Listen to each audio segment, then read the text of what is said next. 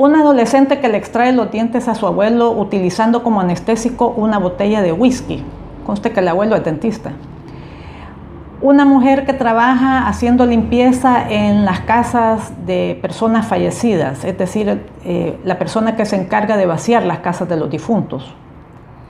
Una mujer que amanece con una resaca tan terrible que tiene que salir a la calle a buscar el primer trago que la va a estabilizar. Estas son solo algunas de las tramas y de los personajes que podemos encontrar en el libro Manual para Mujeres de la Limpieza del escritor estadounidense Lucía Berlin. Confieso que jamás había escuchado hablar de Lucía Berlin y fue hasta finales del año pasado, 2015, que comencé a leer algunos artículos sobre ella y sobre este libro, y me llamó la atención por un asunto estrictamente personal. Mi primer trabajo remunerado fue ser mujer de la limpieza.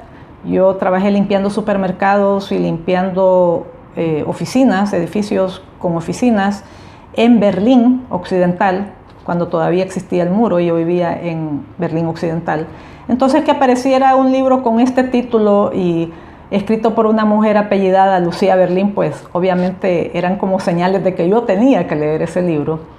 Así es que busqué algunos cuentos de ella en internet, no encontré nada y bajé por fin el adelanto que da Kindle sobre el libro. El adelanto trae un larguísimo estudio de Lydia Davis sobre la obra de Lucía Berlin y trae un cuento nada más, un cuento llamado Lavandería Ángel, pero leer ese cuento fue suficiente para saber que yo quería leer el libro completo. Lucía Berlin durante su obra, durante su trabajo como escritora, escribió 77 cuentos. Este libro tiene 43, o sea, es la antología con el mayor número de cuentos que está disponible en el mercado. Y en ellos vamos a ver reflejados muchos de los aspectos personales de la vida de la autora. Lucía Berlin nació en Alaska, si no me equivoco, en 1936, y su padre trabajaba en cosas relacionadas con minas y terminaron viviendo durante muchos años en Chile y también en varios pueblos mineros de los Estados Unidos.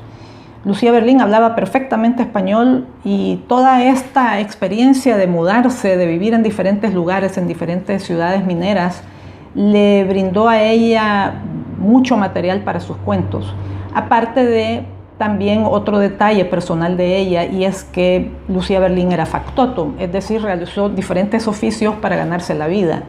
Ella fue telefonista, fue secretaria en una clínica ginecológica, fue asistente de enfermería, fue maestra, trabajaba, escribía también artículos a veces para algunas revistas y también fue alcohólica.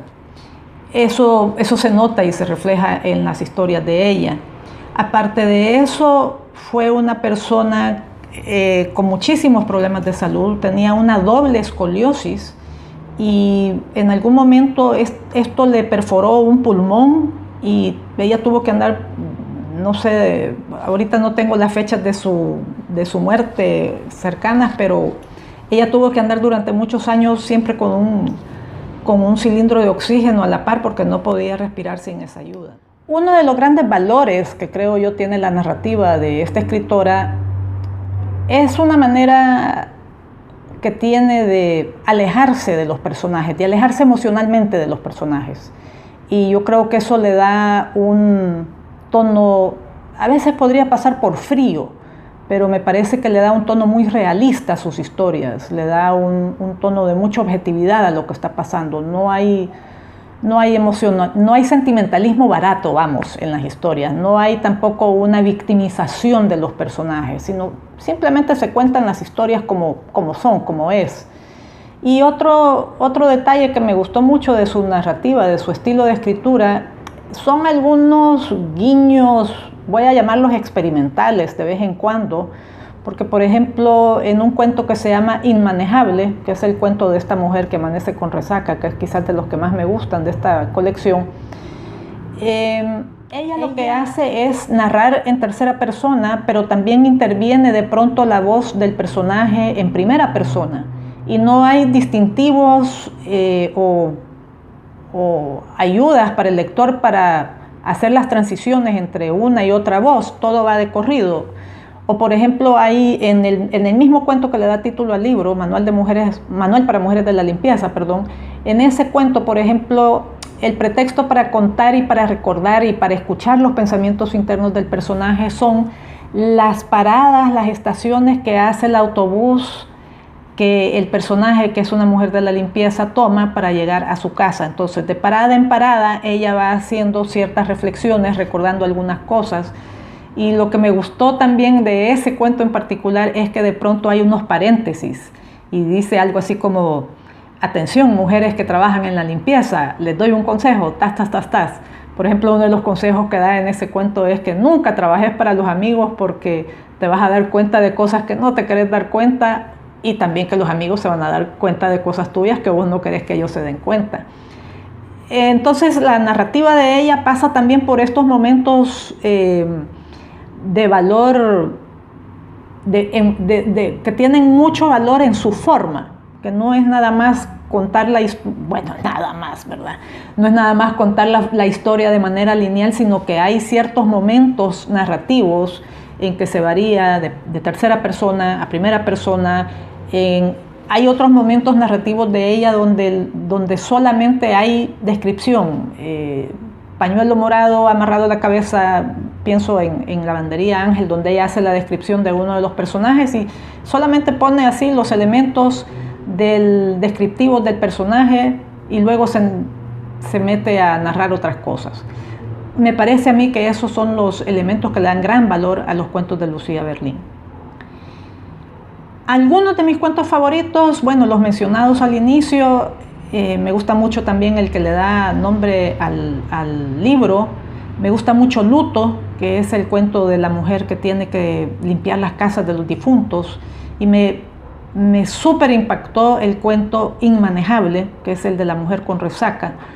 Me impactó porque no es usual que una mujer escriba un cuento en ese tono, en ese estilo. Las mujeres, obviamente, bueno, nos cuidamos mucho de nuestra apariencia física y de aparecer, vamos a decir, siempre compuestas y bien. Y este cuento narra a una mujer en un estado deplorable. Y podemos intuir que es algo que le pasó a Lucía Berlín. O sea, lo cuenta con tanto detalle y tanto realismo que no dudamos que esta persona vivió esos detalles que se narran en el cuento. De hecho, les quiero leer una parte del cuento porque me parece que es realmente impresionante la manera en que ella narra Inmanejable. En la profunda noche oscura del alma, las licorerías y los bares están cerrados. La mujer palpó debajo del colchón. La botella de medio litro de vodka estaba vacía. Salió de la cama, se puso de pie. Temblaba tanto que tuvo que sentarse en el suelo. Respiraba agitadamente. Si no conseguía pronto algo para beber, le darían convulsiones o delirium tremens. El truco está en aquietar la respiración y el pulso, mantener la calma en la medida de lo posible hasta que consigas una botella. Azúcar. Té con azúcar es lo que te dan en los centros de desintoxicación. Temblaba tanto, sin embargo, que no podía tenerse en pie. Se estiró en el suelo e hizo varias inhalaciones profundas tratando de relajarse. No pienses, por Dios, no pienses en qué estado estás o te morirás de vergüenza de un ataque. Consiguió calmar la respiración. Empezó a leer títulos de los libros de la estantería. Concéntrate, léelos en voz alta. Edward A.B., Chinua Achebe, Sherwood Anderson, Jane Austen, Paul Auster. No te saltes ninguno, ve más despacio.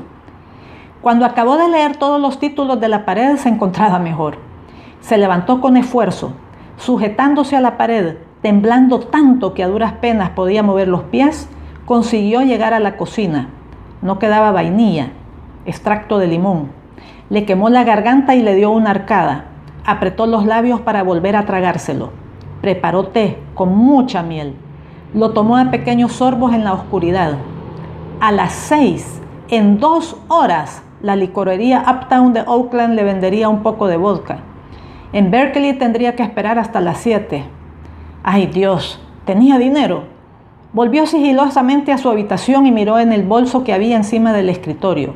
Su hijo Nick debía de haberse llevado su cartera y las llaves del coche. No podía entrar a buscarlas al cuarto de sus hijos sin despertarlos.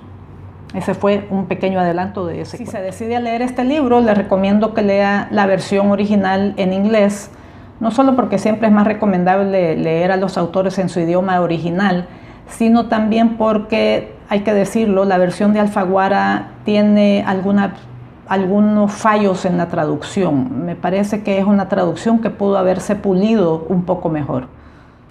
Y hablando de mujeres de la limpieza, yo me retiro porque adivinen lo que me toca ir a hacer ahorita. Gracias por su atención, soy Jacinta Escudos y nos vemos en la próxima. Chao.